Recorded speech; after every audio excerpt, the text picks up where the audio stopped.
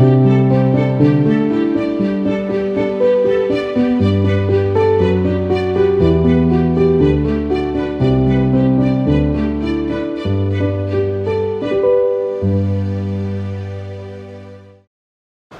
반갑습니다. 한국실버경찰봉사대 사무총장 이은주입니다.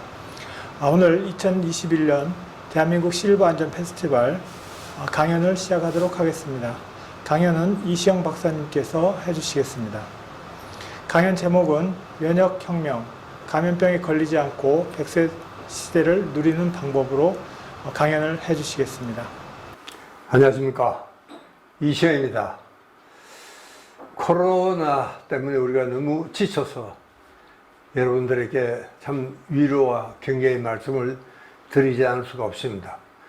그러나 참 고맙게도 이제 백신이 나와서 이제 면역이 차츰차츰 이게 국민들에게 정말 심어지면서 이제 일변에 안심을 하지 않을 수가 없지만, 그러나 아직까지도 우리는 긴장을 늦춰서는 안 될 것이고, 또 그 다음에는 이제는 점점 이상한 것이 계속 이렇게 나오게 되어 있습니다. 그래서 오늘 우리가 이 면역에 대한 이야기를 하지 않으면 안 되게 되어 있는데, 제가 한 가지 좀 아쉬웠던 점은요, 국가에서 요즘은 이 방역에 대한 이야기는 굉장히 열심히 합니다. 우리가 마스크를 깨라, 뭐 거리를 둬라. 그런데도 면역에 대한 이야기는 별로 안 하는 것 같아요.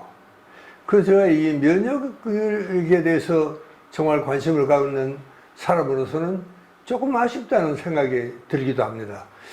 근데 난 지금도 모르겠어요. 왜 국가에서 면역에 대한 이야기를 한마디도 안 하는지 저는 지금도 모르겠습니다. 사실은요, 이게 엄격히 말하면은 제가 면역을 하기 때문에 하는 소리가 아니고, 방역보다도 면역이 더 중요합니다. 면역이 튼튼하면 방역 안 해도 괜찮습니다. 왜냐? 여러분, 지금도 우리가 그렇지 않습니까? 이 환자와 함께 있어도 뭐 전혀 안 걸리는 사람도 있고, 또 걸려도 증상도 없이 정말 뭐 그냥 이렇게 무증상으로, 또 감기처럼 가볍게 지나가는 사람이 있느냐면은 정말 참 애석하게도 이성을 떠나야 되는 그런 사람도 있습니다. 그게 뭐냐? 왜 그런 차이가 나느냐? 그것은 면역의 차이입니다. 내가 얼마나 면역력이 강하냐에 따라서 그런 정말 엄청난 생사의 갈림길에 우리가 놓일 수 있다는 사실을 여러분들이 이해를 하셔야 됩니다. 아마 그래서 이 참 실바 경기할 때도 이 면역에 대한 이야기를 좀 해달라고 저한테 부탁한 게 아닌가, 이런 생각이 듭니다. 여러분은 대개 자기 면역에 대해서 얼마나 자신이 있습니까? 이게 면역에 대해서는요, 확실하게 우리가 검사를 하는 게 없습니다. 있긴 하죠. 굉장히 전문적인 그런 검사인데, 일반적으로 사람들에게 추천할 수 있는 그런 면역은 없습니다. 그러니까 사실은요, 우리가 왜 이 면역에 대한 공부를 하지 않으면 안 되느냐 하면은, 이번에 코로나 바이러스가 끝났다고 끝난 게 아닙니다. 여러분, 이보다 더 괴상한 변종 바이러스가 이미 뭐 변종이 들어와 있지 않습니까? 굉장히 전파력도 강하고 전염도 강해서 당국에서는 정말 아주 바짝 긴장을 하고 있는 이런 상황입니다. 또 이게 다 끝났다 그래도 여러분, 앞으로는 이런 괴상한 괴질은, 여러분 한참 뭐 에이즈가 처음 나왔을 때 우리가 얼마나 놀랐습니까? 이제 그런 것들이 앞으로도 계속 나오고, 그 다음에 또 한 가지 우리가요, 이제는요 90시대를 살아야 됩니다. 우리가 뭐 환갑이나 전혀 먹고 그만 뭐 이성을 하직했던 그 시절하고는 전혀 다른 겁니다. 그러니까 우리가 이제 80, 90이 넘으면은 내가 살아있지, 건강하게 내가 정말 살고 있다, 이것은 참 기대하기가 어렵습니다. 그러니까 이 80 후반이 되면 무슨 병이 있어도 병이 생깁니다. 특히 이제 암과 치매, 이 제일 무서운 병들이죠. 이거는 이제 80 후반이 넘어가면은 이제 둘 중에 하나는 이런 문제가 있게 됩니다. 이제 그럴 경우를 대비해서라도 우리가 정말 장수가 이제 문제가 됩니다. 요즘은 누구도 장수에 대한 이야기를 하는 사람은 없습니다. 문제는 건강한 장소입니다. 건강하게 살아야 되는데. 근데 이 건강이 어디서 보장이 되느냐? 면역력에서 결정이 나는 겁니다. 그래서 내가 평소에도 튼튼한 면역력을 가져야 되겠다. 여러분, 저는 제 이야기를 해서 좀 송구스럽습니다만은 제가 이제 이런 자연의학, 면역 공부를 한 지가 한 40년도 넘었습니다. 여러분, 그때부터 지금까지 저는 아직 감기 몸살을 한번 해본 적이 없습니다. 여러분, 그게 어디서 나왔느냐? 저는 뭐 특별한 걸 먹은 것도 아닙니다. 뭐 특별히 무슨 일을 한 것도 아닙니다. 한마디로 딱 결산을 하면은 저는 그만큼 그래도 면역력이 튼튼해서 오늘 이 자리에 여러분을 이렇게 참 건강한 모습으로 볼 수도 있는 이런 기회가 온 것이 아닌가 이런 생각이 듭니다. 그래서 여러분, 이제는 면역은요, 그냥 면역이니까 면역이다 이렇게 생각하지 마시고 정말 혁명적인 생각을 가지셔야 됩니다. 오늘 제가 드리는 처방이 이게 뭐 100% 면역에 좋은 것은 물론 아닙니다. 자기한테 맞아야 됩니다. 무엇이든. 또 싫은 걸 억지로 할 수도 없습니다. 이제 그래서 이 면역 혁명에 대해서는 면역을 가볍게 생각하지 마시고 정말 우리가 혁명적인 이런 생각을 해 주십사. 그래서 제가 이 면역 혁명이라는 책을 좀 썼고요. 또 그 후에는 또 면역이 암을 이긴다. 또 그 다음에 최근에는 또 면역 종합판이 또 나왔습니다. 제가 왜 이렇게 책을 많이 썼느냐? 그것은요, 그만큼 우리가 면역이 중요한데도 불구하고 실제로 여러분 면역에 대해서 큰 걱정을 하는 사람들은 별로 없습니다.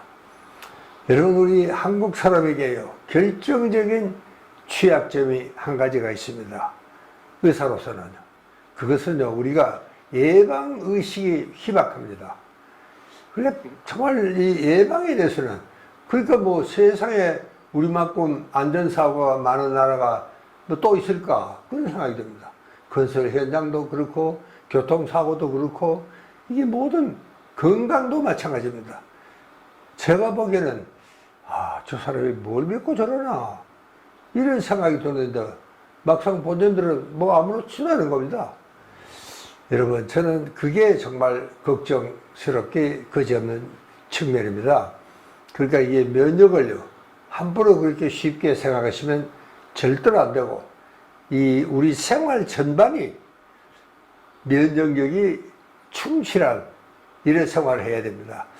아마 이 우리 요즘 정부 보건 당국에서도 방역만 이야기하고 면역 이야기를 하지 않는 것은 면역이 워낙 광범위하기 때문에 우리 생활 전반이 면역력이 강해야 되는 생활을 해야 됩니다.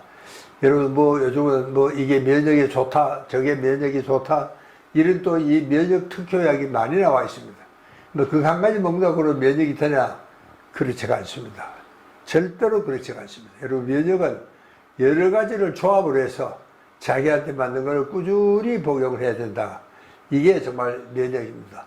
또 그걸 먹는다고 모든 것이 해결이 되는 게 아닙니다. 거기에 따라가는 여러 가지 우리 생활 습관 자체가 상당히 이 면역적인 그런 생활이어야 된다. 그런 이야기입니다. 자, 그러면 이제 면역의 기능이 뭐냐?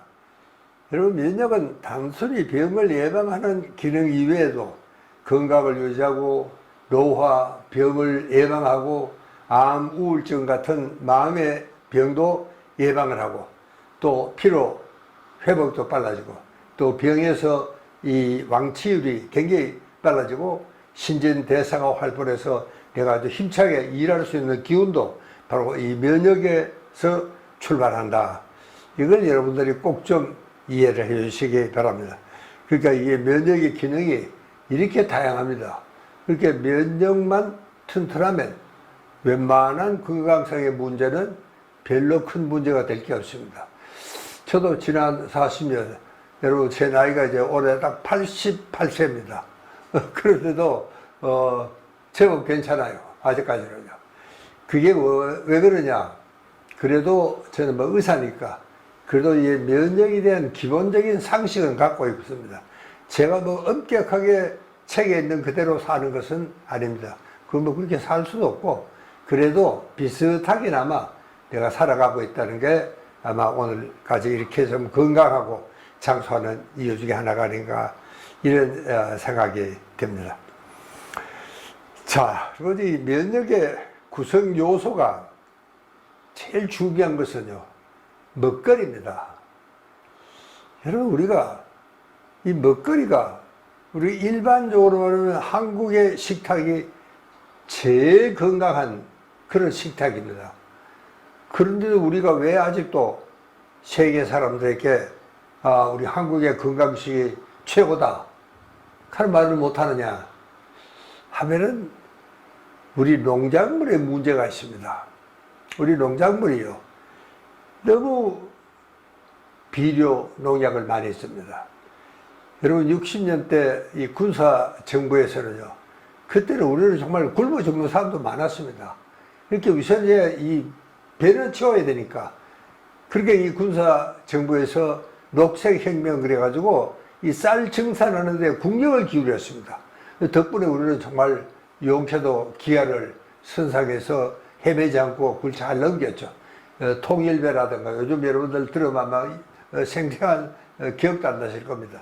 이제 그런 것도 사실은 그때고, 또 그렇게 증산하다 보니까 농약 비료를 많이 쓰게 되고, 뭐 이것이요, 일단 농약 비료를 한번 쓰기 시작하면 그 노는 그거 없이는 아무것도 안 됩니다. 농사가 되지가 않습니다. 아마 이런 것이 우리한테는 아주 결정적인 하나의 약점이 바로 거기에 있습니다.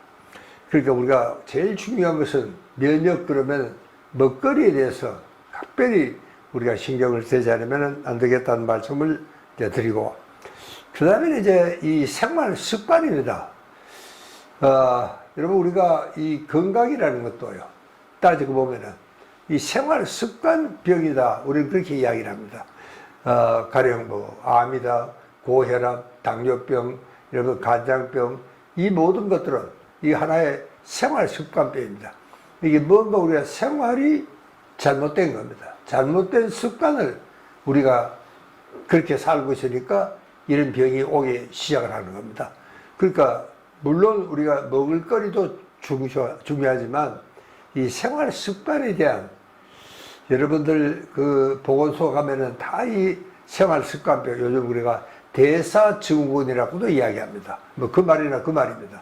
거기에 대한 여러 가지 예방 대책이 잘 되어 있습니다. 그런데도 국민들이 잘 가지를 않아요. 잘 이해를 하지를 않습니다. 이제 그게 왜냐하면 생활 습관병이라는 것은 이 아파야 문제가 되지, 아프기 전이니까 뭐 설마 내가 괜찮겠지, 이제 설마하고 미래를 떠는 겁니다. 그래서 이 문제가 생기기 시작합니다. 여러분, 우리가 사람이 죽을 때는 이 생활 습관병으로 사람이 죽게 되어 있습니다. 그런데 그 무서운 생활 습관병도 이게요, 전혀 조기 증상이 없습니다. 여러분 잘 아시는 고혈압, 조기 증상이 없어요. 와서 재보기 전에는 내 혈압이 얼마인 줄을 사람들은 잘 모릅니다. 뭐 정말 나중에 정말 중풍에 걸려서 넘어진다든가, 혹은 또 뭐 이런 아주 심장병이 걸린다든가, 이런 거 아니고는 보통 그냥 아무렇지도 않게 넘어가는 겁니다. 그 다음에 생활습관병에 우리가 잘 아는 당뇨병입니다. 당뇨병도요, 처음에는 아무런 증상이 없습니다. 그냥 뭐 적당히 넘어가는 겁니다. 근데 우리 한국 사람이 상당히 단 거를 좋아합니다. 또 그러고 이 건강 프로에도 보면은요, 상당히 인기 있는 양반이에요. 이 양반이 나와서 뭐 설탕이고 뭐 소금을 그냥 막 한 숟가락씩 퍼부는 겁니다, 이게. 그렇게 해서는 안 됩니다. 여러분, 우리가 너무 그게 예방에 대한 개념이 없으니까 그렇게 되죠. 자, 그러니까 이 참 당뇨병도, 고혈압도, 또 간장질환, 여러분 우리가 참 잘 아는 암도 마찬가지입니다. 여러분, 암이 발견이 되려면은, 암이 싹이 터서 우리가 의사가 진단하면, 그러면 적어도 콩알만한 정도의 크기가 돼야지 비로소 암이 진단이 됩니다. 그렇게 되기까지는요, 평균 20년이 걸립니다. 굉장히 만성병입니다. 암은 만성 중에도 만성병의 암입니다. 그러니까 본인은 뭐 까맣게 모르고 지나가는 겁니다. 그런데도 좀 이상하다. 지금 병원에 가보면은 외양을 벌써 3기, 4기, 말기암으로 벌써 넘어가 버렸습니다. 여러분, 이런 것들도 다 우리가 예방약 또 면역과 밀접한 관련이 있는 것이 이 소위 생활 습관병이다. 자, 그 다음에 여러분들이 잘 아시는 스트레스입니다. 우리가 스트레스를 피할 재주는 없습니다. 방법이 있다면 내가 정말 스트레스를 못 견디겠다 그러면은 뭐 정말 죽는 수밖에 없어요. 살아있는 이상, 살아있는 생물이 스트레스가 없는 생물은 없습니다. 그러니까 스트레스가 있다는 것은 살아있다는 증거입니다. 근데 그 스트레스를 막 억지로 없애려고 하든가 그렇게 하시면 안 되고, 스트레스를 우리가 잘 받아들이고 스트레스의 정체가 왜 생기는지 잘 이해하고 그걸 억지로 내보내려고 그러지 마시고 스트레스를 잘 달래야 됩니다. 이게 이제 스트레스 해소법의 제1조입니다. 자, 그 다음에는 여러분, 우리가 건강 이야기를 할 적마다 의사들이 빼놓지 않는 게 운동 좀 해라. 그 이야기입니다. 운동이라고 뭐 그렇게 어려운 기계 체조를 한다든가 그런 것도 아닙니다. 또 바쁘신 분들이니까 꼭 제가 뭐 헬스클럽에 가서 해라, 저는 그렇게 권하지도 않습니다. 제일 중요한 것은 식후에 식사가 끝나고 한 20분 조용히 걷는 겁니다. 이게 최고의 운동입니다. 특별히 운동이라고 자기가 취미가 있거나 또 그런 데 대한 정말 이 상식이 있어서 그렇게 한다 그러면 뭐 더더구나 좋죠. 근데 그렇지 않더라도 여러분, 이렇게 리드미컬한 운동을 하면은 그 자체가 생활 습관병도 예방이 되고 이 면역력이 튼튼하게 되는 일은 좋습니다. 이렇게 우리가 이 면역력에 관계되는 것이, 이게 여기 한번 보시면 4가지만 썼지만 하나하나 따지고 보면 우리 생활 전반에 다 걸친 문제입니다. 예. 그래서 이 면역력이라는 것이 크게 복잡하고 어렵고, 이게 참 정의하기도 힘들고 또 사람들에게 가르치기도 아마 힘들고, 그래서 정부에서는 방역에만 신경을 쓰고 있는 게 아닌가, 저는 그런 생각을 했습니다. 여러분, 면역의 중심은 여러분 백혈구입니다. 여러분 국민학교에서 다 배우셨죠? 우리 피에는 백혈구가 있고 적혈구가 있습니다. 근데 적혈구는 면역하고는 별로 관계가 없습니다. 이 백혈구가 제일 문제입니다. 여러분, 내가 이 오른편에 테이블을 쭉 써놨는데 이 백혈구가 내가 어떤 병에 걸렸느냐에 따라서 또 어떤 염증이 생겼느냐에 따라서 백혈구가 출동하는 종류가 달라집니다. 그러니까 여러분이 잘 아시는 소위 항암세포, NK세포라 그러죠? 이 NK세포는 암세포가 생깁니다. 하루에 우리가 5,000개의 암세포가 생긴다고 합니다. 그런데 그래도 암이 왜 안 되느냐? 이 NK세포 다 잡아먹습니다. 그러니까 이제 암에 제일 좋은 것은 NK세포입니다. 그렇게 이 사람이 암에 걸렸다, 암세포가 출동을 한다 그러면 NK세포가 출동을 하고 그걸 잡아먹게, 이렇게 되어 있습니다. 그러니까 우리가 이 백혈구 검사만 하면은 굉장히 간단한 검사입니다. 이거는 어떤 병원에든지 가면 할 수가 있습니다. 뭐 피 한 발만 뽑아내면 됩니다. 이것만 봐도, 이것만 보면 대체적인 이 사람의 면역의 윤곽은 우리가 찾아낼 수가 있습니다. 백혈구 종류가 이렇게 많은 것도 우리 몸에 침입하는 이 세균이나 바이러스나 뭐 굉장히 그 종류가 많기 때문에 이럴 수밖에 없습니다. 그러니까 그 종류가 어떤 균이 외부에서 침입을 했느냐에 따라서 출동하는 백혈구가 달라지는 겁니다. 그러니까 우리가 백혈구 검사만 잘해도 우리가 웬만한 것은 우리가 면역력에 관한 이야기를 할 수가 있습니다. 그래도 뭐 정밀한 검사를 해야 되겠다 그러면 물론 그런 방법은 있습니다. 그러나 그렇게까지 엄격하게 할 것은 없습니다.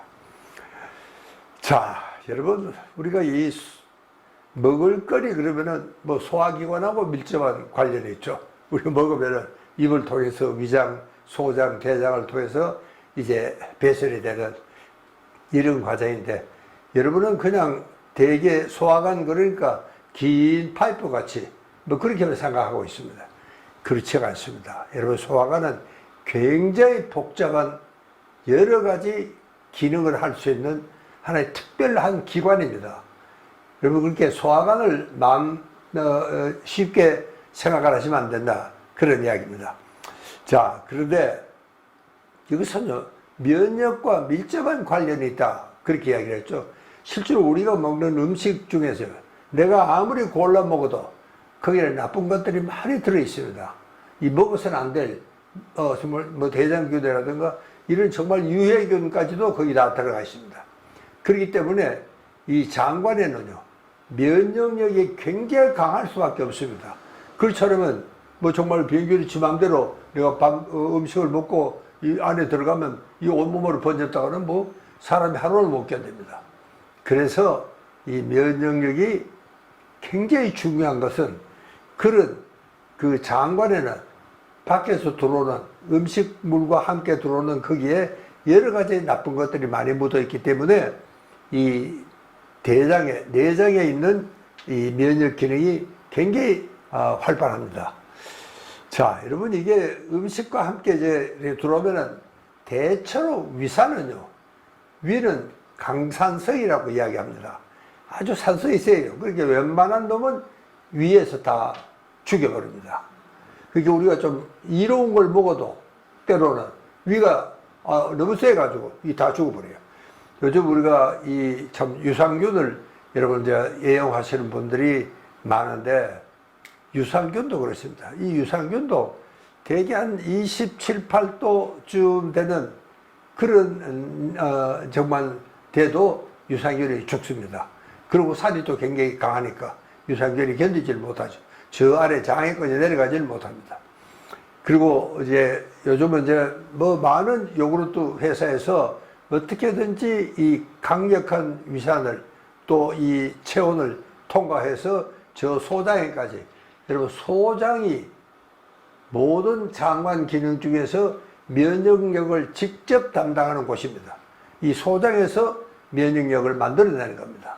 그렇게 소장의 면역력이 정말 만들어내기 때문에 거기에 우리가 이 면역력을 구성하는 성분들이 다 소장에 모여 있다, 뭐 이렇게 이야기해도 다르지 않습니다. 그러니까 이게 소장이 튼튼해야지 면역력이 튼튼해진다. 근데 소장까지 이런 유산균이 내려가려고 그러니까 위산이 너무 강해서 이걸 통과를 못 합니다. 그래서 이 문제가 생긴다.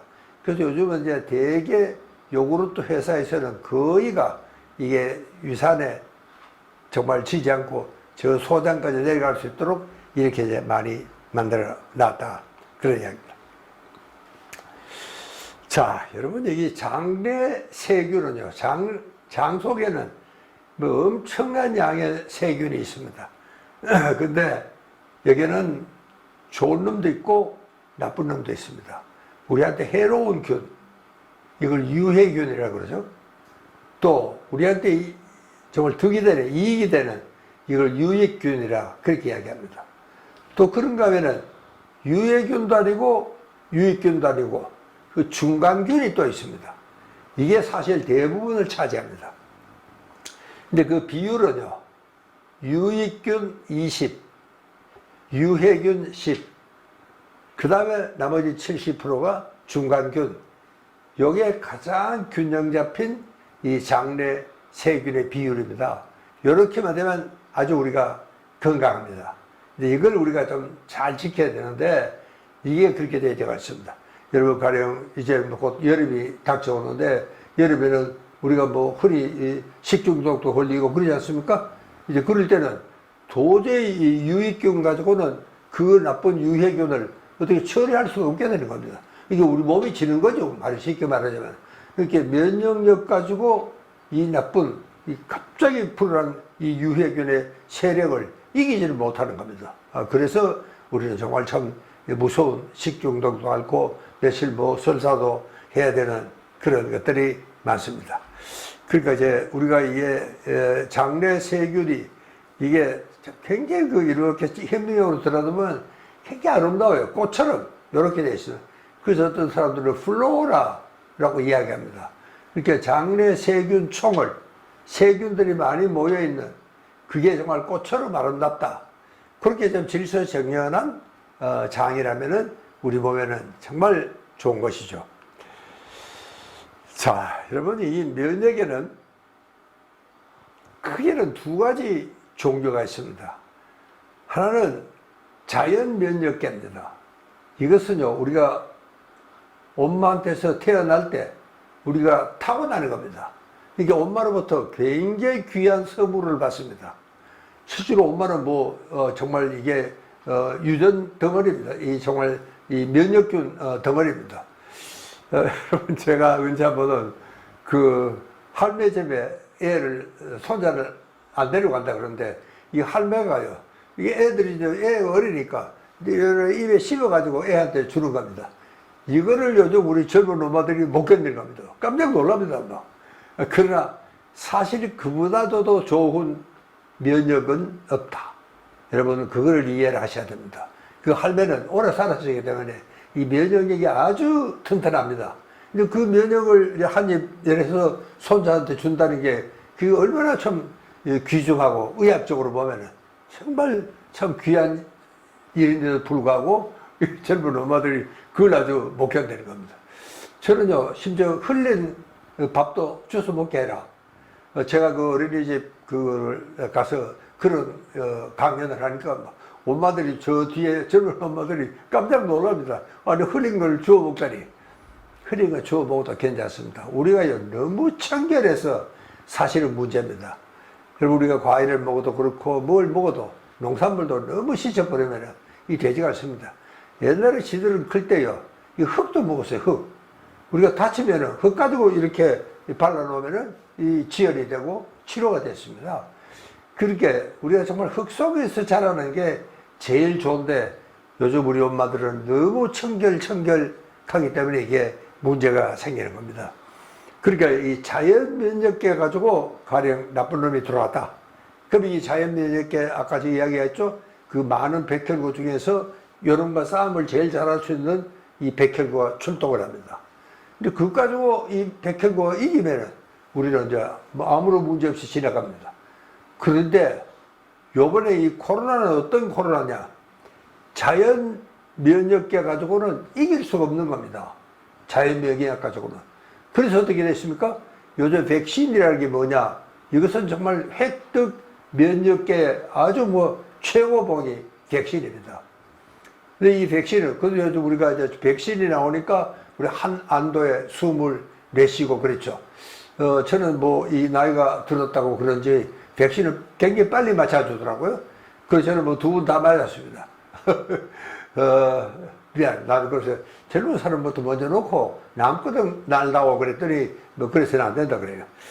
자, 그래서 이 획득 면역계라는 것은 자연 면역계 가지고 도저히 이 외적과 싸워서 이길 수가 없을 때, 그때는 이 새로운 면역 체계를 만들어야 됩니다. 그 새로운 면역 체계를 만들어내는 게 우리가 소위 말하는 백신이라 그러는 겁니다. 이게 백신은 그렇게 이게 코로나 항원이라 그러죠. 백신을 항체라 그럽니다. 그러니까 이 항원 항체 반응이 일어나는 겁니다. 그게 이 항체가 항원을 잡아먹어요. 한 덩어리가 돼버려요. 그래서 이 코로나 바이러스가 맥을 못 추도록 이렇게 이제 만드는 겁니다. 그러니까 여러분, 우리가 이 항원 항체 이 백신의 약점은 또요, 이 백신 하나 맞으면은 여기도 듣고 저기도 듣고 하면 좋겠는데, 이거는 그렇지는 않습니다. 딱 그 항원, A라는 항원이면 A라는 항원에만 듣게 되어 있습니다. 요번에 우리가 참 어렵게 백신을 구했는데, 그러면 코로나 바이러스가 다음에 또 다른 나쁜 괴질이 왔을 때 이거 맞으면 되느냐? 이건 아무 소용이 없습니다. 이것은 정말 딱 그 항원에 맞게 항체가 형성이 되는 겁니다. 그러니까 A라는 항원에는 A라는 항체만이 이렇게 되게 돼, 싸우도록, 그러면은 그렇게 이기도록 이렇게 되어 있습니다. 여러분, 여기 보면 이제 이 자연 면역계도 보면 여러 가지 면역 세포로 되어 있습니다. 이건 제가 아까도 설명을 드렸습니다. 자, 이게 이제 획득 면역계가 이게 정말 참 문제를 그랬죠? 여러분, 이 획득 면역계는 지금까지 인류가 경험해보지 못한 겁니다. 그러니까 여러분 코로나 바이러스를 누구도 경험해 보지 못했습니다. 그런데 이 코로나 바이러스가 이제 아주 막 정말 전 세계 아주 공포의 대상이 됐지 않습니까?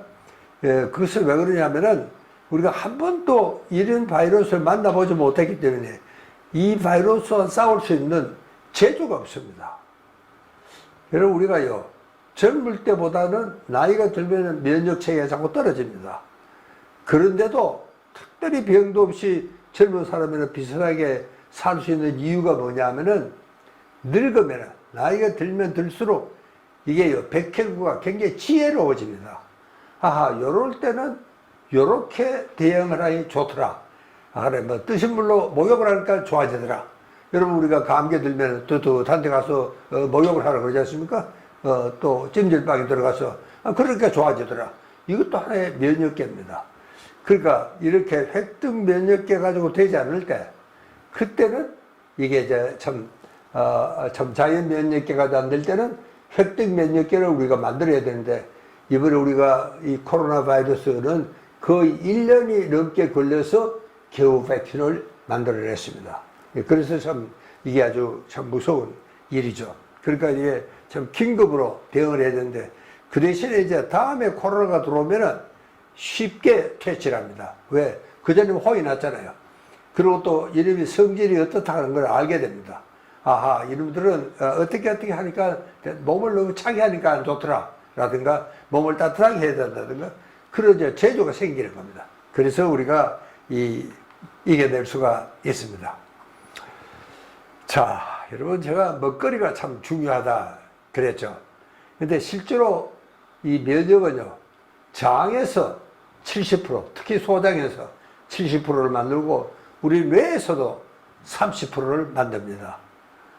그러니까 우리가 장과 뇌는 똑같이 중시해야 되는 겁니다. 그러니까 여러분 요즘 우리가 코로나 바이러스에도 그렇습니다. 우리가 스트레스 처리를 잘 못하면 코로나 바이러스에 걸릴 수도 있고 또 백신을 맞아도 문제가 될 수도 있다. 그런 이야기입니다. 그러니까 이 장이 정말 잘 건강해야지 유선이 제일 좋고 그 다음에 그렇다고 그러면 막 내가 스트레스도 많고 이렇게 우리 뇌가 복잡하면은 그때도 이 면역력은 떨어지게 되어 있습니다. 그래서 장과 뇌는 아주 밀접한 연관이 있습니다. 여러분 우리가 기분 나쁘면 소화가 안 됩니다. 또 소화가 안 되면 기분이 좋지 않아집니다. 그렇게 장과 뇌는 서로 밀접한 관련이 있다. 그런 걸 여러분들이 이해를 하셔야 되고 이거를 우리가 장뇌 상관이다. 그게 제가 아까 먹거리 조심해라. 그때는 장에 조심해라. 그 장이 깨끗해야 된다. 또 그리고 스트레스를 조심해라. 그것은 정말 우리 뇌가 우리가 깨끗하고 아주 기분 좋은 밝은 이런 상태를 해야지 이 면역을 만들어낸다. 그런 이야기입니다. 자, 그러면 그 중요한 면역력이 왜 자꾸 약해지는가? 여러분 이게 궁금하지 않습니까? 왜 그렇게 약해질까? 여기 쭉 써놨습니다. 여러분 첫째는요, 이 약의 오남용, 이게 정말 참 우리가 약을 아무렇게나 먹으면 정말 안 됩니다. 또 그리고 인공화학 물질도 먹으면 안 됩니다. 인공화학 물질을 왜 먹으면 안 되느냐? 여러분 이 인공화학 물질도 인류가 그전에 한 번도 먹어보지 못한 겁니다. 그러니까 이런 화학 물질이 들어오면은 우리 DNA가 우리 인류 유전자가 이 화학물을 이렇게 처방을 해라, 이렇게 처리를 해라, 처방이 없습니다. 그래서 인공화합물, 왜? 옛날에는 이런 게 없었거든요. 인공화합물은 계속 새로운 게 나오잖아요. 이제 그때마다 이 인공화합물을 처리하는 처방을 우리가 알만 당했는데 이게 없습니다. 그래서 이게 항상 문제가 생기는 것이 인공화합물은 가급적이면 먹지 말자. 그런 이야기입니다. 자, 그 다음에는 저체온입니다. 여러분 요즘 우리가 이 백신을 맞았나 안 맞았나 정말 할 때 제일 먼저 재는 게 체온부터 재봅니다. 여러분요, 우리가 체온이 1도가 떨어지면 면역력이 30%가 떨어지게 되어 있습니다. 그게 내가 차게 입으면은, 내가 찬 걸 먹으면은, 또 내가 너무 추운 데서 지나면은 이게 면역력이 훨씬 떨어져요. 30%가 떨어집니다. 여러분, 우리가 이 데이트 감기라는 말이 있습니다. 우리 데이트 할 때는 뭐 저 밖에 있을 둘이가 뭐 한참 뜨거울 때는 이게 뭐 추운지 더운지도 모릅니다. 비가 오는 것도 모르고 그런 이제 집에 들어오면은 그때 이제 감기가 걸리는 그런 것도 사실은 이게 저체온이 부르는 현상입니다. 그러니까 여러분 앞으로 이 여름이 되면은 벌써 뭐 에어컨을 얼마나 시원하게 틀어놨는지 뭐 정말 추울 정도입니다. 이것만은 절대로 하시면 안 됩니다. 절대로 하시면 안 됩니다. 여러분 우리가 물도 그렇습니다. 여름 되면 전부 아이스입니다. 아이스 워터, 아이스 티. 이거 여러분 조심하셔야 됩니다. 여러분 우리가 냉장고에 있는 물은 6도씨입니다. 여러분 그 6도씨의 물을 내가 마셨다. 벌컥벌컥. 그리고 위장은 37도예요. 그러면 6도씨의 물이 37도 위장에 들어가면은 어떻게 되겠어요? 위장이 좋아하겠습니까? 위장이 뭐 깜짝 놀라는 겁니다. 그래서 여러분 우리가 찬 걸 먹으면은 복통이 일어나기도 하고 정말 토하기도 하고 설사하는 사람도 있고 여러분 여러 가지 위경련이 일어나는 사람들도 있습니다. 여러분 그러니까 여름일수록 정말 얼음물을 마음대로 먹으면 안 된다. 그 이야기를 정말 강조를 해야 되겠습니다. 자, 그 다음에 이제 우리가 엄마들이 너무 지나친 청결입니다. 너무 깔끔을 많이 떨기 때문에 이 엘러지라든가 이런 환자들을 보면요. 뭐 예외 없이 이 엄마들은 이게 깔끔이를 떠오르는 엄마들입니다. 그래서 내가 정말 이 떨어진 밥상에 떨어진 걸 주워 먹으라.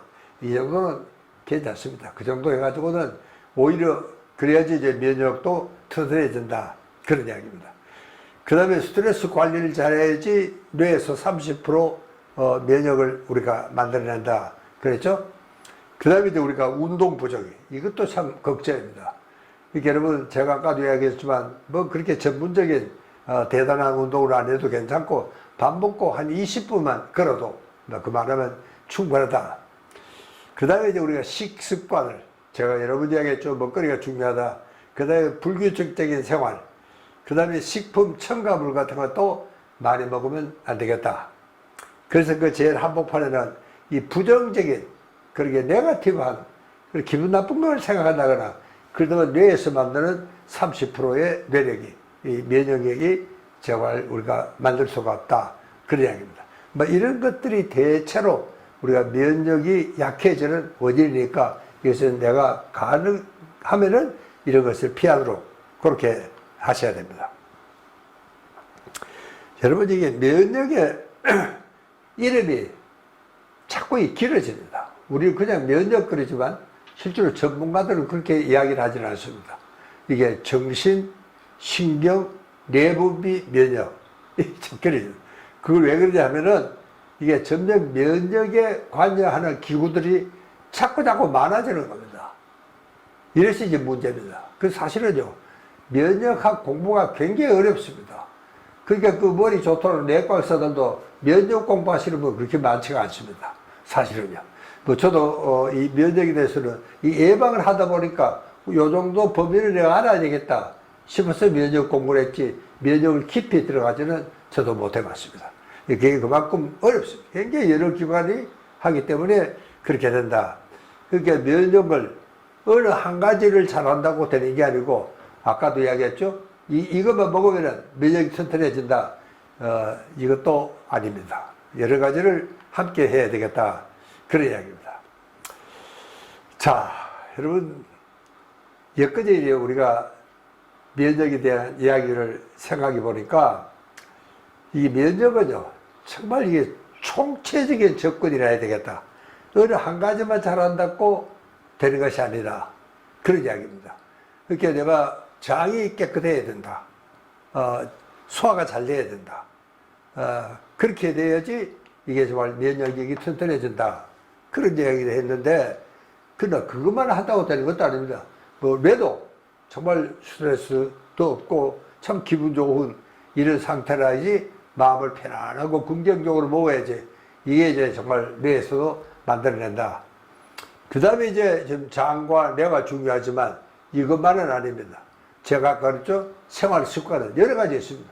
운동도 있고, 체온 어떻게 입느냐, 이런 것도 다 이게, 이 면역력과 아주 밀접한 그런 관련이 있다.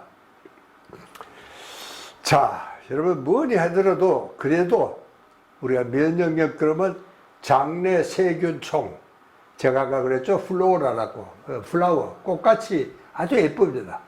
이게 이제 건강해야 된다. 그런데 이제 사람마다 장내 환경은 다 다르고 또 이 장을 건강하게 하려면 어떻게 해야 되느냐. 이 사람마다 조금은 다릅니다. 그러나 면역학자들이 추천하는 먹거리는 몇 가지 원칙은 있습니다. 첫째는요, 면역을 이 야채, 이 채소죠. 채소나 콩, 과일, 전곡류 같은 이런 식물성 식품을 많이 섭취해라. 요즘 우리 이 밥상이 완전히 서구화되어 가고 있어요. 특히 우리 젊은이들은 거의 서구화되어 가고 있습니다. 그러니까 제일 부족한 게 뭐냐? 식물성 식품이 부족합니다. 그래서 그 영양학자들은 계속 그 걱정을 하는 게 우리가 먹어야 할 식물성 섬유를 하루에 3분의 1밖에 먹고 있지 않다는 겁니다. 그러니까 우리가 지금 먹고 있는 채소의 2배를 먹어야지 건강이 된다. 여러분 요즘은요, 옛날에는 우리가 위암이 제일 많았어요. 그러나 최근에는 거의 대장암이 아주 위암을 추월하는 그런 지경에 와 있습니다. 그 대장암이 왜 그렇게 많으냐? 이것은요, 우리가 채식을 하지 않기 때문에 그렇다. 그것이 이제 이 영양학자들의 의견입니다. 자, 그 다음에 이제 이 발효된 식품입니다. 여러분, 우리 한국 밥상은 전부 발효식품입니다. 쌀밥 놔두고는 여러분 우리가 김치도 그렇지, 된장, 고추장, 간장, 이게 전부 다가 발효식품이기 때문에 그렇게 건강하다. 그런 이야기입니다. 그 다음에 이제 식물섬유, 그 다음에 가급적인 가공식품은 피하고, 그 다음에 이제 잘 먹는다는 게 중요합니다. 잘 씹는다. 여러분, 제가 하는 조그마한 섬마을에는요, 이 책상구에 모래시계가 놓여 있습니다. 30분짜리입니다. 이 말은 한 입에 30번 씹고 한 끼에 30분 걸려서 드십시오. 이런 뜻입니다. 우리 한국 사람들은요, 굉장히 먹는 스피드 빠릅니다. 10분도 채 안 걸립니다. 그냥 가만히 내버려두면요. 이게 정말 참 문제입니다. 우리가 정말 이 식탁은요, 정말 즐거운 식탁이라 해야 됩니다. 그런데도 불구하고 막 전쟁이나 치르듯이 막, 허겁지겁 퍼먹고, 죄송합니다. 말씨가 아주 고약하게 되는데, 아주 뭐 그렇게 자식으로는 그만 휙 날이 나가버리는 이런 것은 안 되고, 그 다음에 우리가 이 폭식을 하는 경향이 있습니다. 옛날 우리가 워낙 참 가난하게 못 살았으니까 뭐 한번 먹을 기회가 있으면 뭐 절딱 먹는, 배불리 먹는 그런 습성이 지금도 남아 있습니다. 이거는 참 가난의 유산입니다. 우리처럼 이렇게 많이 먹겠다는 사람 잘 없습니다. 여러분, 정말 건강의 식단은 그래서 한 80%, 내가 평소에 먹는 양의 80%만 드십시오. 저는 그렇게 권합니다. 저는 요즘 사실 뭐 나이도 이렇게 많았으니까 어른 밥 숟가락은 한 숟가락입니다. 예, 그 정도만 먹어도 뭐 전혀 배고프거나 그러지가 않습니다. 이렇게 소식하고 저 자주 씹고, 여러분 우리가 침만큼 강력한 소화제를 인간은 아직도 발견 못했습니다. 침이 굉장히 강력한 소화제요, 항암제요, 살균제요, 항염증제요, 침 속에는 이렇게 귀중한 물질들 많습니다. 그러니까 내가 꼭꼭 씹어야지 이 침과 반죽이 될 거 아닙니까? 그러자고 그러니까 저는 이 국밥 같은 거 물에 말아 먹는 거는 가급적이면 안 하는 게 좋겠다, 그런 이야기를 합니다. 왜냐하면은 이 물에 말아 먹으면은 뭐 씹을 것도 없어요. 그 입에 들어가면 그냥 넘어가는 겁니다. 이래가지고는 되지가 않습니다. 그래 이제 꼭꼭 잘 씹어야지. 여러분, 우리 뒤통수에 여기가 아주 운동 중추인데 여기가 세로토닌의 보고입니다. 우리 마음을 편안하게 하는. 여러분, 내가 아까 우리 마음이 편해야지 이 뇌에서 30%의 면역력을 만들어낸다. 꼭 그렇게 이야기를 했습니다. 그러니까 여기가 마찬가지입니다. 이 뇌관에 있습니다. 뇌관이라고 그러죠. 바로 뒤통수입니다. 여러분, 그렇게 복싱 선수들도 보면은 여기 뒤통수를 못 치게 합니다. 심판이 뭐 깜짝 놀라죠. 오히려 감점도 시킵니다. 왜? 이게 잘못하면 급소입니다. 급소. 여기 운동 중추가 여기 다 모여있기 때문에 그렇습니다. 그렇게 우리가 꼭꼭 잘 씹으면 이 씹은 이 자극이 직접 이 뇌관의 세로토닌을 자극을 해서 아주 기분 좋은 행복한 물질이 분비가 되기 때문에 이렇게 적게 먹되 아주 참 즐거운 식탁 분위기를 만들고 천천히 좀 씹어가면서 잘 씹어가면서 먹자. 그 다음에 여러분은 먹고 난 후에는 여러분 이게 세계에서 이 건강 식단이라 그러면은 지중해 식단을 이야기를 합니다. 그럼 지중해 사람들이 뭘 먹기 때문에 그러냐? 지중해는 뭐 바닷가니까 물론 해조물이 많습니다. 그게 첫 번째고요. 그러나 사실은 그 사람들의 먹거리보다는 지중해 식단이 왜 유네스코에서 이 문화유산으로 등재가 됐습니다. 음식이 등재가 되기는 그거 한 가지입니다. 왜 그렇게 되어 있느냐? 이 사람들을요, 참, 이태리 사람들이 원래 좀 낙천적이잖아요. 잘 웃고, 즐겁고, 하여튼 참 그런 사람들입니다. 이렇게 그 사람들이 모여가지고 식탁 분위기도 굉장히 중요하다는 겁니다. 참 즐거운 마음으로 식사를 하고, 그 다음에 식사가 끝나면은 이제 함께 걷습니다.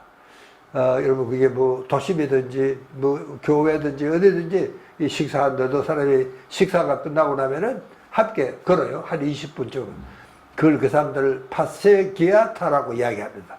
이제 이런 문화가 정말 그 사람들로 하여금 참 그 세계 문화유산으로 만든 그 미천이 바로 거기에 있습니다. 이제 우리 거기에 비하면 우리는 너무 먹는 게 급합니다. 막 소홀하고 막 아무렇게나 먹고 그것은 정말 안 되겠다는 이야기를 제가 강조를 해야 될 것 같습니다. 여러분 여기 한국 전통식 여러분 여기 보면 뭐 평소에 우리가 먹는 게 다 있습니다. 이게요 굉장히 건강식입니다. 요즘 여러분들 세계 유명한 식당에 가면요 김치 안 나오는 식당은 없습니다. 옛날에 일본 사람들이 우리 한국 사람들이 김치 냄새 때문에 같이 못 있겠다 그런 사람이 있었습니다. 그런데 요즘 여러분 일본 식당에 한번 가보십시오. 김치가 안 나오는 식당은 없습니다. 그만큼 유해입니다. 그 사람들은 김치 달고 기부지라 그럽니다만은 어쨌든 우리 한국 식단이 이렇게 정말 최고입니다. 여러분 그런데도 왜 우리가 안 되느냐? 제가 아까 이야기했죠. 이 농약 비료가 너무 많기 때문에 이게 문제가 생겼다. 그래서 그 이야기를 제가 말씀을 드려야 될 것 같습니다. 여기 문제는 한국의 농산품입니다. 만약에 우리가 정말 식사 문화를 조금만 고치고 또 그리고 천천히 즐겁게 그렇게 정말 먹으면서 우리가 아까 한 상 차림을 여러분 생각해 보시면은 그거는 정말 세계에서 제일 건강한 식단입니다. 저는 정말 이걸 만들기 위해서 굉장히 노력을 하고 있습니다. 어떻게 하면은 우리 하고 이게 코로나가 풀리면은 이 외국 사람들이 올 때 우리 한국의 식단 여보 이게 세계에서 최고의 식단이요 하고 낼 수 있도록 여러분 우리 한국의 농산 그래서 요즘 유기농법을 굉장히 많이 강조를 하고 있습니다. 그리고 실제로 이제 엄격하게 유기농 기준대로 하기가 쉽지가 않더라고요. 제가 직접 농촌에 가보니까. 그래서 이제 정부에서는, 우리가 이제, 조금 이제, 유기농만큼 엄격하지는 않지만, 그걸 조금 이제 낮춰서, 이렇게 이제 실용적으로, 일들을 좀 맞춰왔습니다. 자, 그 다음에는 이제, 여러분 제가 왜 유기농 단체 메디올가가 출범이 되었느냐 하면은 가급적 외에는 유기농 지향의 농업법인들이 많이 살아나서 실제로 이제 참 면역 그런 식단이 나는 정말 세계 사람들이 한국에 오면 한국의 세계 최고의 건강 식단을 우리가 준비를 하고 또 실제로 여러분 우리 한국에서는 이렇게 하는 요즘 다 젊음과 미를 참 좋아하는 사람들이니까 참 이분들에게 미용술이라든가 화장술이라든가 이 패션 감각이라든가 이게 한국이 세계 최고입니다. 그리고 한국의 의료 수준이 정말 세계 최고입니다. 그러니까 이제 정말 이런 것이 좀 소문이 나면 온 세계에서 정말 자가용을 탈고 세계 부호들이 한국으로 모이지 않겠나. 이게 제 희망입니다. 자, 그 다음에는 제가 아까 그 유해균, 유익균 두 가지 이야기를 하면서 중간균의 이야기를 했습니다. 근데 이 중간균도 굉장히 중요한 것은요, 이 날생균과 비만균 두 가지가 있습니다. 그러니까 이 한 가지는요, 이 굉장히 날생합니다. 이 지방을 연소를 빨리 시켜버리는 그런 이 균도 있고, 또 하나는 지방을 흡수하는, 이거는 이제 비만균입니다. 그 두 가지가 있는데, 우리가 가급적이면은 날생균이 좀 많이 생겨나도록 해야 되고, 이게 바로 유익균에 속한다. 그런 이야기입니다. 여러분, 우리가 이번에 코로나에서 보면은요, 우리 한국의 코로나로 인한 희생자라든가 이런 것이 참 적었습니다. 그걸 우리 정부에서도 정말 잘 해주셨지만, 그러나 실제로 우리 한국은요, 온 세계가 지금 뭐 깜짝 놀랍니다. 한국을 보라. 그렇게 이야기를 합니다. 그 중에 하나는요, 우리가 이 비만율이 세계에서 우리가 제일 낮습니다. 일본과 한국이 비만도가 제일 낮습니다. 올해 이 코로나 때문에 코로나에 걸린 사람도 그렇고, 또 코로나 때문에 희생이 된 사람들도 그렇고, 이건요, 부자 나라에서 그런 일이 많이 생겼습니다. 왜? 그 나라일수록 비만도가 높습니다. 그래서 우리가 앞으로 면역 이야기 할 때는 꼭 그 비만 이야기를 함께 하지 않으면 안 되도록 이렇게 되어 있습니다. 자, 그러면 이제 우리가 참 이 면역력을 키우기 위해서는 유익균 증가가 되도록 그렇게 이제 우리가 해야 되겠다. 여러분 여기 쭉 한번 보시면은 이런 콩이다, 양배추, 양파, 바나나, 마늘, 이게 좀 우리가 평소에 먹는 것들입니다. 그러니까 이제 이런 걸 먹으면은 유익균이 증가가 된다. 그런 이야기입니다. 그러니까 여러분 여기 장내 세균이, 유익균이 많은, 또 유익균이 발효되는 이런 것을 우리가 이제 유산균이다. 그렇게 이야기합니다. 이게 유산균은요, 사람마다 유익균이 좀 다르긴 하지만, 이제 유산균을 올리면은, 그러니까 이거를 우리가 면역력이 절로 올라가는 겁니다. 그걸 요즘 우리가 프로바이오틱스라는 말을 씁니다. 요즘 이 말이 뭐 하도 유행이니까 여러분 따로 번역을 하는데, 하도 이 약을 먹으면은 유익균이 많아져서 면역력이 튼튼해지는 겁니다. 그러니까 뭐 이게 여러분 이것저것 계산하기가 복잡하면은 그저 요구르트 하나 사 먹는 게 제일 빠르다. 그렇게 생각을 하셔도 되겠습니다. 그 다음에는요, 이 균이니까 이 생물체입니다. 이 균도 살아야 돼요. 그러니까 이 유익균이 많이 만들어졌는데 이게 먹을 양식이 없으면 어떻게 되겠습니까? 그거 안 되죠. 그렇게 먹을 양식을 만들어주는 것을 프리바이오틱스다. 그렇게 이야기합니다. 조금 어려운 이야기입니다. 프로바이오틱스는 유익균 그 자체고, 또 유익균을 먹여 살리는 이것을 우리가 프리바이오틱스다. 여기는 이제 참 제일 좋아한 게 이 식물성 발효식품을 이 유산균이 굉장히 좋아합니다. 그래, 그걸 하기 위해서는 이 채소라든가 콩, 김치, 낫또, 뭐 식물섬유, 이런 걸 우리가 많이 먹어야 되겠다. 그렇게 우리가 생각을 하고 있습니다. 자, 그 다음에 이 동물성 발효식품. 제가 아까 그랬죠? 뭐 골치 아프고 이렇게 해서 뭘 이것저것 생각하기가 힘들면은 그냥 정말 이 요구르트 한 병 사 먹으면 좋습니다. 요구르트도 종류가 굉장히 많더라고요. 그 대신에 이제 이것저것 먹어보다가 자기한테 맞는 요구르트가 있습니다. 그거를 그저 하루에 한두 병씩 먹으면은 그것만으로도 충분한 이 발효식품이 될 수 있겠다. 그런 이야기입니다. 자, 그 다음에 여러분들 조금 어려운 이야기입니다만 파이토케미칼이라는 이야기를 들어보셨을 겁니다. 이 파이토케미칼은요, 식물은 이 동물하고 달라서 아무리 자기가 사는 환경이 열악해도 어디로 옮겨갈 수가 없습니다. 햇빛이 아무리 강해도 거기서 버티나가 살아야 됩니다. 또 물이 적어도 거기서 버티나가 살아야 됩니다. 그러니까 식물은 동물과 다른 점이 바로 그 점입니다. 그래서 식물은 이 자기를 보호하기 위한 여러 가지 항체를 많이 만들어냈습니다. 이 소위 그게 파이토케미칼이라고 이야기합니다. 그러니까 이제 이런 여러 가지 물질을 많이 만들어내는데, 여러분 여기 한번 보시면 이 파이토케미칼의 기능이 활성산소를 제거한다든가 노화를 예방한다든가 대사 촉진, 면역력 향상, 암 예방, 굉장히 좋은 이런 기능이 많습니다. 그런데 이 기능은 식물에만 있습니다. 근데 그걸 그러면 요즘 우리 젊은이들은 또 이 한참 이 샐러드가 굉장히 유행입니다. 내가 광화문 종로 쪽으로 나가봤더니 뭐 아주 아침마다 저 점심 때도 이 샐러드가 아주 뭐 대유행입니다. 그러나 사실은요, 샐러드보다는 나물을 먹어야 됩니다. 이걸 왜 그러냐 하면은 샐러드는 생채소입니다. 여러분 이 식물이 갖고 있는 파이토케미칼은 이거는 자기한테는 굉장히 중요한 이런 물질입니다. 그래서 셀룰로스라는 아주 옅은 막으로 둘러싸여 있습니다. 근데 이 셀룰로스라는 막을 인간의 소화력 가지고 이걸 깰 수가 없습니다. 또 내가 아무리 열심히 씹어도 셀룰로스라는 막은 터지지 않습니다. 그럼 어떻게 해야 되느냐? 살짝 데쳐야 됩니다. 나물입니다.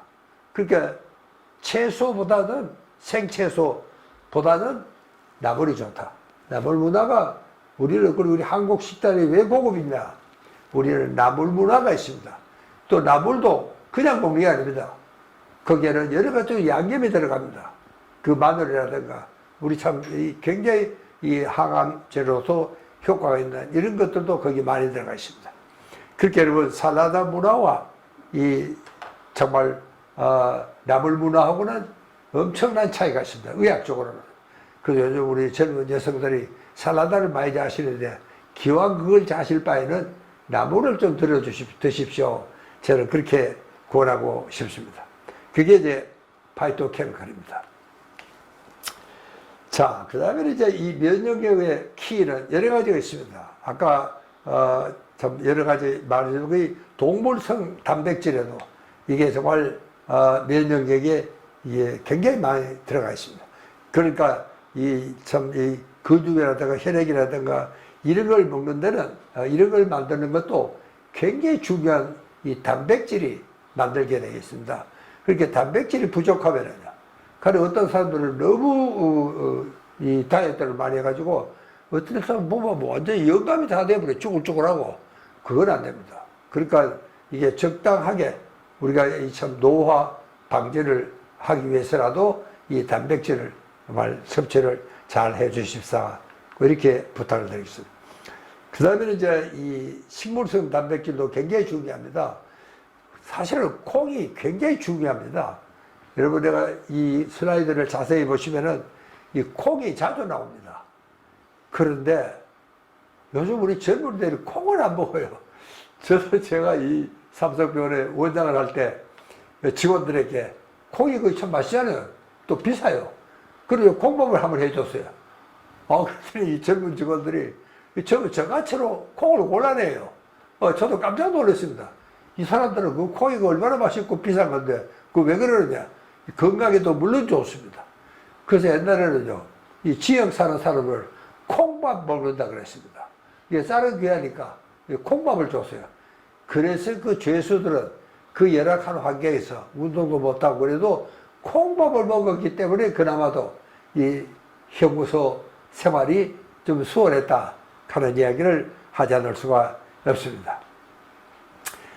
자, 그 다음에는요, 이 대사를 올리려면 제가 아까 그랬죠? 이 면역력이 체온이 1도가 떨어지면 면역력이 30%가 떨어진다 그랬습니다. 그러니까 사실은요, 우리 체온이 보통 한 6도 5분에서 7도 그 사이가 건강 체온인데, 여러분 요즘은요, 우리 젊은 여성들은요, 35도대 체온이 굉장히 많습니다. 굉장히 위험한 겁니다, 사실은요. 그럼 거기다가 또 무엇을 부린다고 요즘도 벌써 배꼽티를 내놓고 다니고 이러는데, 여러분 저는 산부인과 동료들한테 물어봤더니 이 젊은 여성들이 너무 배를 차게 한다는 겁니다. 그래서 얘기를 갖고 싶어도 못 갖는 엄마들이 있다. 저는 그 이야기를 들을 때 아주 섬뜩한 생각이 들었습니다. 그래, 참 멋내는 것도 좋지만 그래도 자기 이 건강 관리를 해야 되지 않겠나. 여러분, 우리가 여름이 되면 이제 이 에어컨이 너무 셉니다. 에어컨이 너무 세고 있으면은 여러분, 우리가 이 땀샘 기능이 마비가 되어버립니다. 땀샘이 할 일이 없어집니다. 여러분, 땀샘이 왜 있습니까? 우리가 더울 때 이 체온을 떨어뜨리기 위해서 땀샘이 있습니다. 땀을 흘리면 체온이 좀 떨어지는데, 여러분, 이거를 계속 정말 냉방에 그냥 지내고 나면은 땀샘이 기능을 할 게 없습니다. 할 일이 없잖아요. 이제 그러니까 이게 항상 문제가 되는데, 그렇게 항상 특히 우리 코로나 시대에는 면역력과 체온과는 밀접한 관련이 있다. 이걸 정말 잊지 말고 기억을 해 주시기 바라고, 특히 여름철 너무 냉방에 오래 계시면 안 됩니다. 그래서 냉방병이라는 새로운 병도 생겨났다. 그런 이야기입니다. 그러니까 참 몸을 따뜻히 해라. 제가 이 물을 뒤져보니까요, 생강과 마늘이 몸을 따뜻하게 하는데 그렇게 좋다고 합니다. 실제로. 그래서 저 생강과 마늘, 또 고추도 이런 걸 정말 많이 먹는 게 좋겠다. 그런 이야기입니다. 그러니까 건강 체온을 잘 유지할 수 있도록 너무 차게 하면 안 되겠다. 그러니까 우리가 목욕탕에 가도 너무 뜨거운 물은 말고 그냥 미지근한 물, 한 40도 안팎의 물이 좋습니다. 거기 들어가서 얼마간 지내보시는 것도 굉장히 좋습니다. 여러분, 여기에 이 면역 주스라 그래서 벤나병원 이야기를 해놨습니다. 이 벤나병원은 저 스위스 쭈리크에 있는 병원입니다. 이것은요, 자연의학을 공부하는 사람은 이게 마치 뭐 성지순례처럼 반드시 그 병원을 거쳐와야 됩니다. 저도 그 병원을 한 6주간 공부를 하고 돌아왔습니다. 40년 전 이야기입니다. 그래서 거기는요, 환자들에게 아침마다 이 당근 주스를 줘요. 아침뿐만 아니라 삼시세끼를 무슨 환자든지 무조건 당근 주스를 줘요. 그래서 왜 당근이냐? 그랬더니 이 당근은요, 땅에 자라는 모든 영양가가 당근에는 다 들어있다고 합니다. 당근에는. 그래서 당근 주스가 좋다. 그래서 저도 거기 갔다 와서 지금까지 매일 아침 참 이 당근 주스를, 이게 당근만 가지고는 이 주스 하지 않습니다. 이렇게 사과를 한두 개 넣는 것도 아주 좋습니다. 이제 그렇게 먹으면은 굉장히 아주 면역력이 튼튼하다. 저는 지금까지 거기 갔다 와서 지금까지 감기몸 사람은 안 했다 그랬죠. 그게 혹시 이 당근 주스 덕분은 아닌가. 제가 뭐 의사니까 여러 가지로 연구를 해봤습니다. 어떻게 돼서 저는 정말 이 스케줄이 살인적입니다. 그런 스케줄을 하고 돌아다니면서 아니 그래 감기 몸살을 하면 안 한다 말이냐. 그래서 저도 이게 그 중에 하나가 당근 주스도 들어있지 않나 저는 그런 생각을 했습니다.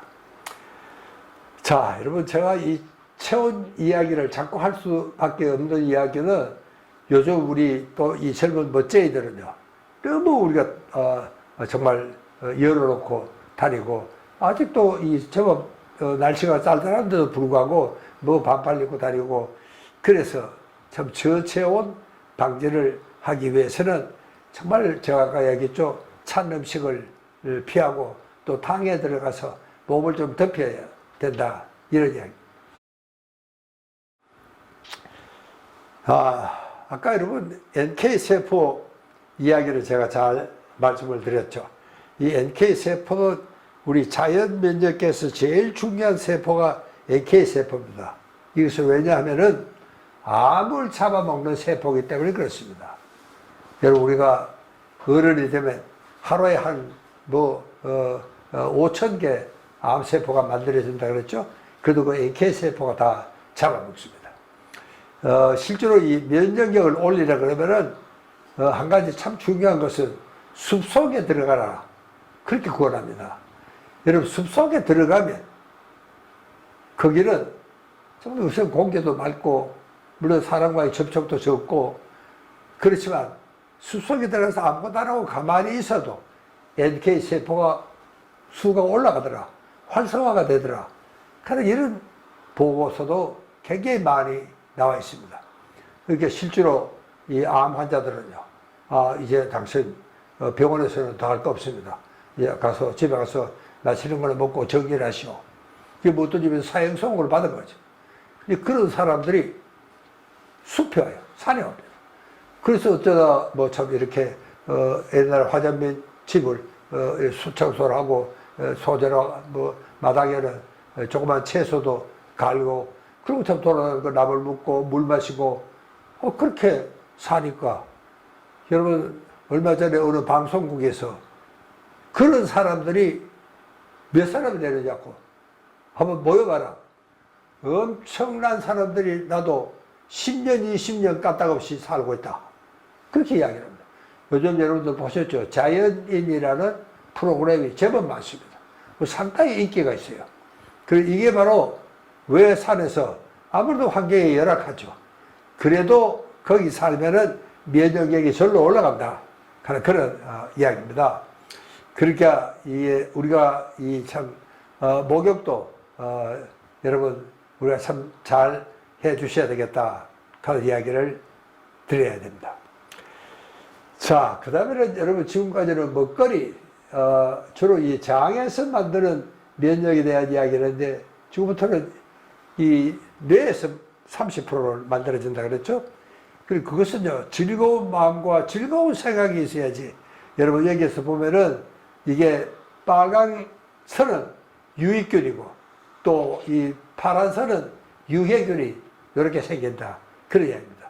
그러니까 내가 마음을 즐겁게 세로토닌이 잘 분비가 되고 행복하고 마음이 편안하고 소위 요즘 힐링이라는 말을 많이 듣지 않습니까? 힐링만 잘 되면 오히려 이 단백질 생산이라든가 이 모든 것이 감정의 변화가 이 긍정적으로 이렇게 변하기 때문에 이렇게 되면은 면역력이 올라간다. 그런 이야기입니다. 그렇게 우리가 정말 긍정적이고 아주 밝은 표정을 여러분 제가 아까 지중해 식단 이야기를 잠시 했죠. 그 사람들은요 참 그 식탁 분위기가 굉장히 밝습니다. 밝아요. 아주 그 참 정성을 들입니다. 식탁 분위기를 만드는데 그리고 화제가 굉장히 중요합니다. 실제로 이 외국에 저는 뭐 가끔 초대받아서 잘 가는데 우리 한국 주부들은 장보러 가기가 바쁩니다. 손님이 오시니까. 미국 주부들은 그렇지 않습니다. 도서관에 갑니다. 오늘 한국에서 정신과 의사가 오니까 최소한 프로이드가 누군지, 프로이드가 음악가인지 소설가인지 그 정도는 알아야 될 거 아닙니까? 그러니까 이 주부는 이게 화제거리를 만들어야 됩니다. 예. 그 다음에 이제 참 이 남편은 또 이 전체가 와인잔이 비면 안 됩니다. 이런 그 규칙이 있습니다. 그러니까 어떻게 보면은 실제로 그 사람들의 식탁은 굉장히 풍부하고 즐겁고 아주 그 쾌한 그런 것이 될 수밖에 없습니다. 이 정신과 의사가 왔는데 이 양반은 뭐 프로이드에 대해서 들어본 적도 없다. 뭐 그래가지고 대화가 안 되잖아요. 그래서는 즐거운 식탁이 될 수가 없죠. 그래서 그런 거를 우리가 좀 잘 생각을 해야 되겠다. 그런 이야기를 하고 있습니다. 자, 그 다음에는 여러분 머리에도 수면입니다. 잘 자야 돼요. 여러분 이게 우리 한국 사람들은 요즘 이제 코로나 때문에 많이 땡겨졌습니다. 그래서 여러분들이 대단히 불편하시겠지만 그래 수면을 전문으로 하는 사람 입장에서는 아이고 참 고맙다 다행이다 이런 생각이 듭니다. 여러분 우리가요 적어도 12시 이전에는 어떤 일든지 집에서 잠자리 들어 있어야 되는데 이게 안 되는 사람이 한국인들의 한 60%가 한국 성인이 12시에 아직 잠자리가 있지를 않다고 그럽니다. 그리고 그게 이제 코로나 때문에 요새 좀 많이 바뀌었어요. 그래서 제발 이번에 그 수면 패턴이 바뀐 대로 그대로 좀 살았으면 좋겠다. 여러분요, 우리가 자도 몇 시에 자는 게 좋겠느냐. 아무리 늦어도 밤 11시 전에는 자야 된다. 왜? 여러분 11시 전에는 이 성장 호르몬이라는 굉장히 중요한 호르몬이 분비가 됩니다. 이게 밤 10시에서 새벽 2시 사이에 일어나는 현상입니다. 그러니까 이 성장 호르몬은요, 가령 아이들이 키가 크는데 굉장히 중요한 호르몬입니다. 그래서 의사들이 성장 호르몬이라고 이름을 붙였어요. 그러니까 이 호르몬이 부족하면 아이들이 키가 잘 안 큽니다. 그러나 그건 아이 때 이야기고 어른이 되어서도 여러분 이 성장 호르몬은 굉장히 중요한 역할을 많이 합니다. 여러분 그러니까 우리가 언제 자야 되냐, 첫잠 90분이 참 중요하다고 그랬죠. 그래야지 이제 피로 회복도, 우리가 아무리 졸리고 힘들고 고단하고 피로 회복을 위해서 잔다 그래도 여러분 새벽에 자는 잠하고 초저녁 잠이 제일 깊고 아주 정말 우수한 양질의 수면입니다.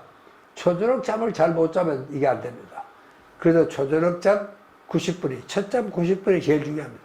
그때는요, 정말 막 코를 골고 자고, 여러분, 그럴 때는 뭐 밖에서 대물 두드리도 모르고 그냥 자고 이런 경우도 흔히 있습니다. 그 다음에 피부 대사도 고와지고, 또 호르몬 대사도 좋아지고, 지방 분해도 잘 되고, 또 아이들이 그 시간에는 자야지 공부가 또 잘 됩니다. 이런 그 몇 가지 특징이 있는데, 이것을 우리가 잘 이용을 해야 됩니다. 그러니까 첫째는 이게 11시 전에는 적어도 자야 되고, 또 아침에는 최소한 6시 전에 일어나야 된다. 그렇게 하면은 여러분 아침 1시간은 이게 엄청 중요합니다. 여러분 출근 시간은요 10분만 늦어도 앉을 자리가 없습니다. 뭐 그냥 뭐 설 자리도 없죠. 그래 여러분 1시간만 일찍 일어나 보세요. 그러면은 내가 지하철에 앉아서 공부를 하고 갈 수가 있습니다. 얼마나 중요한 기간인데, 시간입니까, 그동안에.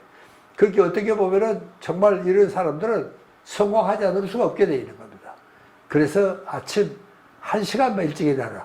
그렇게 되려면은 적어도 밤에, 그 전날 밤에 최소한 10시, 11시에는 자야 된다.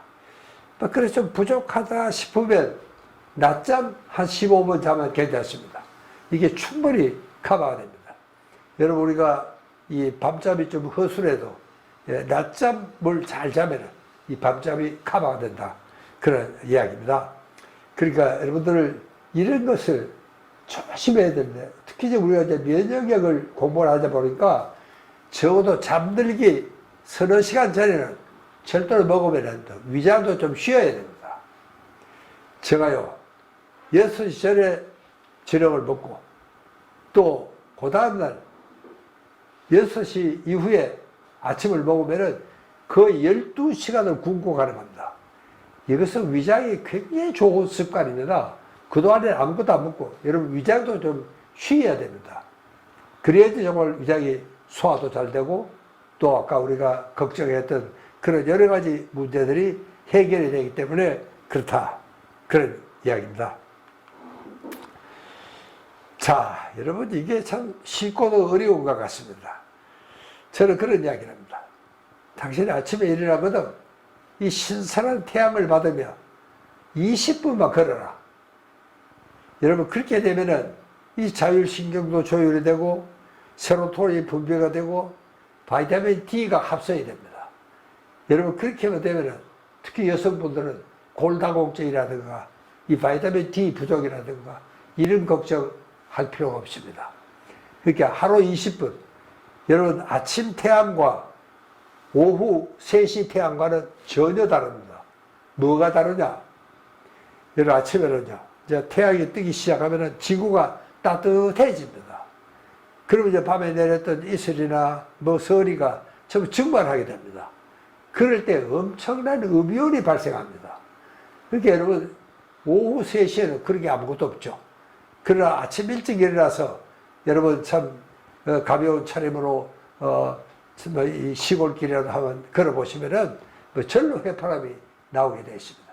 그래서 아침에 운동하는 것이 훨씬 더 기분도 좋고 상쾌하고 아주 사뿐한 그런 기분이 들기 때문에 그렇습니다.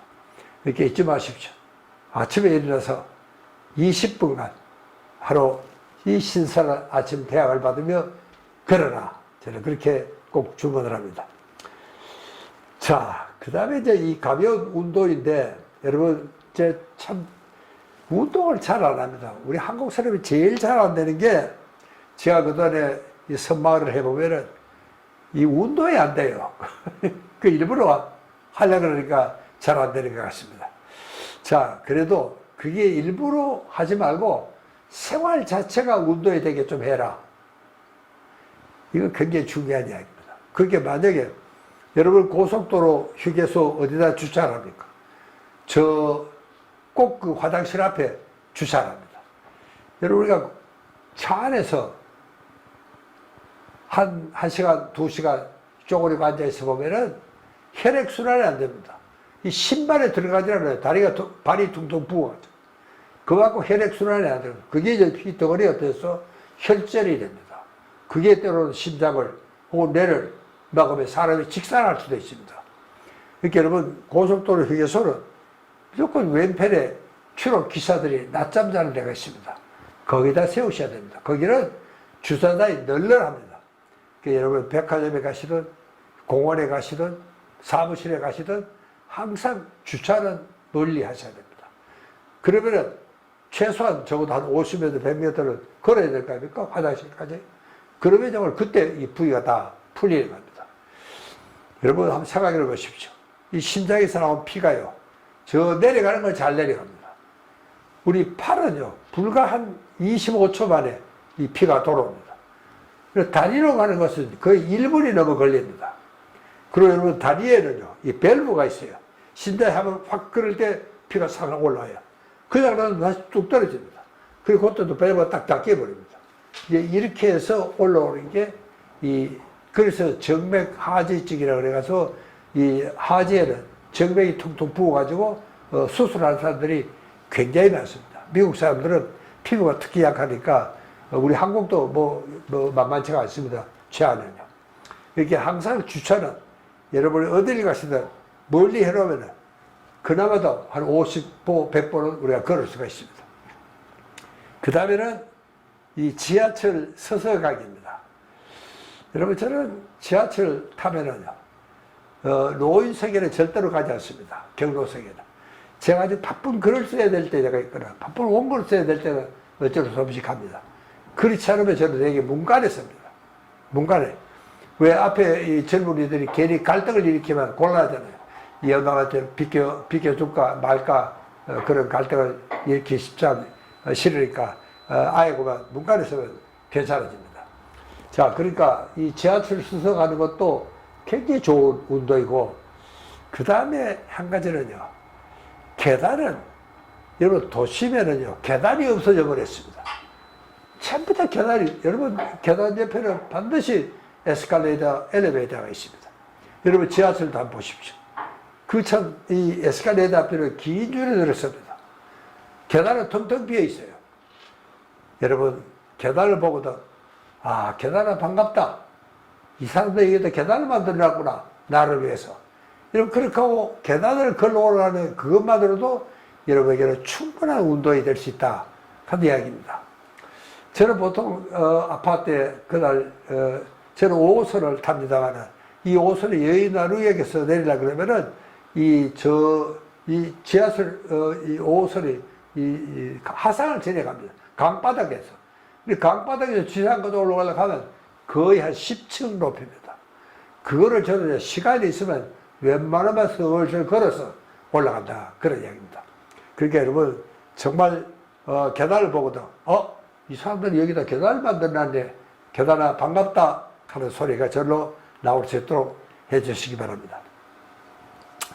자, 그 다음에는 이제 스트레스 관리입니다. 여러분요, 스트레스는 없앨 수가 없습니다. 제가 그랬죠? 내가 살아야 하는 이상 스트레스는 있어야 됩니다. 또 스트레스는 또 인생의 양념이라고 생각하십시오. 여러분, 내가 야구 구경을 갔습니다. 우리 팀이 지든 말든 관계없다. 재미가 없죠? 우리 팀이 이겨야 될 텐데. 그러면 이제 스트레스가 생기는 겁니다. 우리 팀이 막 헛방망이 지나고 내려오면 막 기분 나쁘고 홈런을 날리면 막 펄펄 뛰고 그 응원이 되고 있지 않습니까? 여러분, 그런 것도 다 보면은 인생의 양념입니다. 그렇게 스트레스라는 것은 인생의 양념이다. 이렇게 생각을 하시고, 또 스트레스는요, 굉장히 주관적입니다. 여러분, 우리가 처음 그 스트레스 학회가 만들어질 때, 여러분, 무게는 그램이 있고, 길이는 센티미터가 있는데, 그 스트레스 양을 어떻게 측정할 것이냐. 그때는 아주 똑똑한 친구가 아마 이 배우자가 죽었을 때 스트레스가 제일 심할 테니까 그걸 우리가 100으로 정하자. 그래서 뭐 형제가 죽으면은 뭐 80, 뭐 이렇게 해서 그 사람이 한 1년에 한 200이 모이면은 이 사람은 정서적으로 흔들릴 가능성이 많다. 뭐 이렇게 우리가 진단하자. 야, 그거 참 좋다. 그러고 헤어졌어요. 여러분, 며칠이 안 가서 당장 참으로 바보 같은 이런 결정을 했다. 당장 드러났습니다. 왜? 이게 배우자도 배우자 나름이라는 겁니다. 여러분, 남자들끼리 모이면 별소리가 다 하는데, 여러분, 정말 참 배우자 나름 아닙니까? 그렇기 때문에 스트레스라는 것은 배우자가 죽었다고 다 마이너스 100이 아니고, 뭐, 심지어는 플러스 100일 수도 있다. 여러분, 이런 생각을 하게 되면은 스트레스라는 것은 절대로 객관화시킬 수 없고, 이거는 주관적으로 해석할 수밖에 없겠다 하는 그런 이야기입니다. 그걸 여러분들이 잘 좀 생각해두고, 그 스트레스가 오거든 뭐 반갑지는 않습니다. 그래도 싸울 생각하지 마십시오. 여러분, 이 상처라는 것은 건드리면 성을 더 내게 되어 있습니다. 스트레스 이겨보려면 뭐 어떻게 하면 스트레스가 더 성을 내요. 그러니까 그냥 있는 동안에 뭐 별 말썽 부르지 말고 나도 너하고 싸울 생각 안 할게. 그냥 조용히 있다가 뭐 물러가라. 이렇게 달래는 것이 제일 좋겠다. 그런 이야기. 자, 그러니까 우리가 이 스트레스라는 것은 어떤 데에서는 당장 내가 화가 났다. 그럴 때 제일 좋은 방법은 돌아서서 심호흡을 3번 하세요. 저는 그걸 꼭 권합니다. 여러분, 우리가 탐정 영화를 봤다든가 또 우리 팀이 아슬아슬하게 정말 축구 시합에서 아슬아슬하게 해서 한 골 넣었다. 막 와! 그리고 저 함성이 터지지 않습니까? 여러분, 그런저런 생각을 해보면은 실제로 우리가 스트레스가 끝나고 나면은 우리가 절로 아주 복식 심호흡을 하게 됩니다. 여러분, 그렇게 우리가 한숨을 쉰다는 것은 굉장히 우리는 부정적인 쪽으로 생각합니다. 이 사람은 무슨 걱정인가? 왜 한숨을 그렇게 쉬어? 그렇지 않습니다. 여러분, 우리가 참 이 아슬아슬한 정말 이 경주를 보고 나면은 그게 무사히 아슬아슬하다가 무사히 내려왔다. 선것을 보는데 그러고 나면 그리고 자기도 모르게 긴 숨을 내쉬게 됩니다. 이 한숨을 내쉬는 것이 굉장히 좋은 치료법이다. 그렇게 여러분, 우리가 스트레스가 살 때는 복식 심호흡을 해라. 아주 천천히 밖으로 입으로 가늘게 길게 천천히 그렇게 숨을 내쉬어라. 그때는 부교감 신경이 우위가 됩니다. 그러고는 속이 굉장히 후련하고 기분이 좋습니다. 실제로 여러분들이 해보시면 뭐 당장 그걸 우리가 느낄 수가 있습니다. 이렇게 스트레스가 쌓일 때도 꼭 그렇게 좀 해주십사. 그런 부탁입니다. 자, 이게 그럭저럭 끝나가는 것 같습니다. 우리가 제가 아까 자연을 가까이 하라 그런 이야기를 했습니다. 실제로 이 면역에 제일 중요한 것도 이 사람과 너무 접촉을 하지 말고 자연에 들어가는 것이 참 좋겠다. 그래서 이게 보면요, 이 코스타리카 사람들이 이 뷰라 비타 그렇게 발음하더라고요. 몰라, 그냥 원어 발음을 잘했는지. 이게 영어로는 뭐 pure life 뭐 이런 뜻인 것 같습니다. 그러니까 자연과 함께 순리대로 사는 것. 이게 코스타리카에는 세계 5대 장수촌의 하나가 코스타리카에 있습니다. 그 사람들을 보면 장수촌에 있는 사람들은 거의가 이 자연과 함께 사는 겁니다. 아침 일찍 일어나서 밭에 가서 일하고 평생을 일을 합니다. 근데 그 사람들은요, 정년이라는 것이 없습니다. 농사꾼이 정년이 없죠. 자기가 일할 수 있는 한 일을 하면 됩니다. 나는 이 농업이라는 것이 참 좋은 것 중에 하나는 정년이 없다는 사실입니다. 요즘은요, 벌써 한 50 넘어가니까 정년 걱정을 합니다. 우리 회사가 어떻게 될지 모르니까. 그런 걱정을 하는 걸 보면, 이야, 참, 굉장히 심각하구나. 그런 생각을 하는데, 저는 그래서 항상 하는 이야기는, 이 사람아, 평생을 현역으로 뛸 준비를 해라. 여러분은 어떻습니까? 평생을 현역으로 뛸 준비를 해라. 여러분요, 요즘 이 젊은이들은 노인들을 별로 안 좋아합니다. 여러분 들으면 깜짝 놀랄 이야기를 제가 하나 해야 되겠습니다. 서울의 어느 명문대학입니다. 자네 부모님이 몇 살쯤 돌아가시면 좋겠느냐 설문을 했습니다. 여러분의 부모님이 몇 살쯤 돌아가시면 좋겠어요? 뭐 벌써 돌아가신 분도 있겠지만, 저도 한 70 후반쯤 그렇게 답변하지 않겠나, 저는 그렇게 생각을 했습니다. 웬걸요? 평균을 보니까 63살이었습니다. 여러분, 그만큼 우리 젊은이들은 노인을 싫어하는 겁니다. 저도 어떨 때는 뭐 참 퇴근길에 맥주라도 한잔 마시고 싶으면 저 분위기 있는 데 들어가면은 예약이 있네요. 그 예약 없다 그러면 예약 없으면 안 된다 그래요. 그러면서 한다는 소리가 뭐 노인이 들어오면 뭐 물이 더러워진다나? 내가 그래서 이 사람들은 내가 모욕하러 간다. 물이 왜 더러워져? 내가 그런 이야기도 했습니다만은 노인을 싫어하는 것은 분명합니다. 그러나 이제 거기서 끝나지 않습니다. 이제는 노인을 미워하는 세대가 틀림없이 옵니다. 멀지 않습니다. 여러분, 이제 우리가 이제 80, 90은 이제 때로운 당사입니다. 여러분, 우리가 50대까지 특별한 병을 앓지 않았다면 이제는 90입니다.